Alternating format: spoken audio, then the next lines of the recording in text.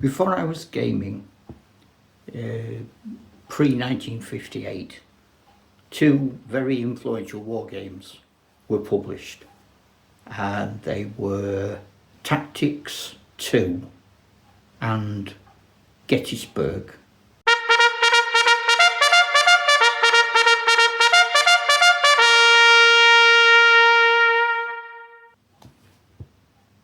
The games I've mentioned, and the game from this hero that I played the most,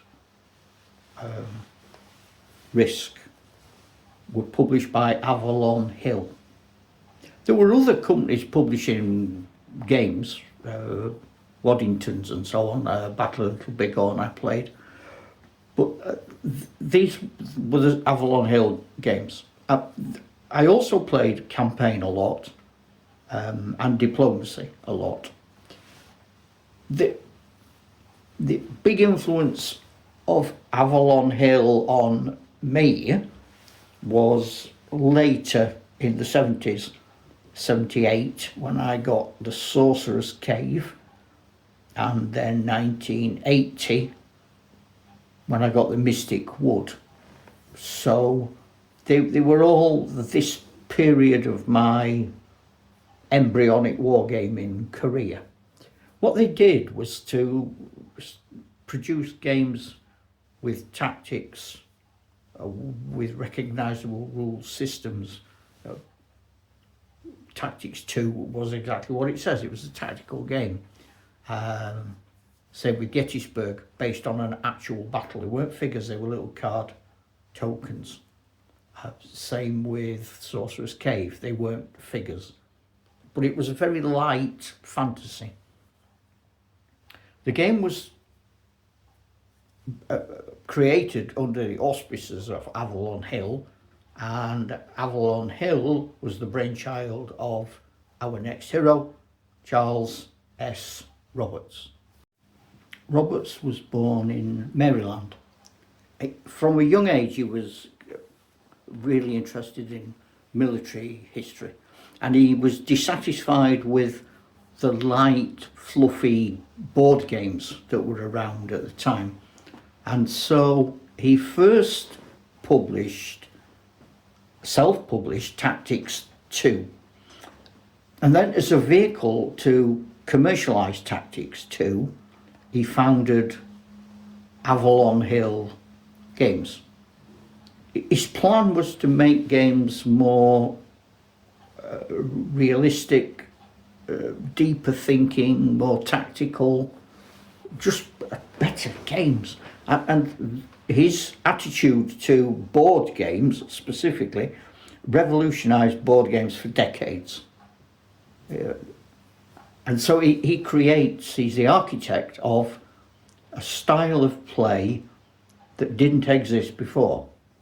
It isn't Little Wars, it's not using figures, but it is producing ideas for campaigns, maps, perhaps off-board actions, which then resolve themselves in a war game.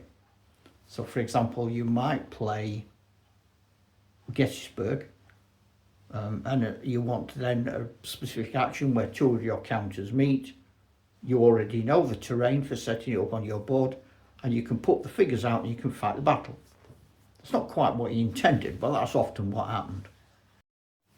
Part of Roberts' legacy, which contributes to the second part of the hero saga, is that he encouraged communities. He had newsletters, he had competitive gaming between people who played his game. He put people together. He started to build a web, a network of like-minded people playing similar games. So that is probably, I think, his real contribution to the history of wargaming. The foundations of communal efforts, the idea that you can share the same game that you can come together in groups and play the same game, and that games can be more authentic without becoming rule-bound, laborious and boring. And the company of Avalon Hill, after he sold it in '63, I think, but there are games I play, Axis and Allies, that's from the stable of Avalon Hill. So they didn't go away, things moved on.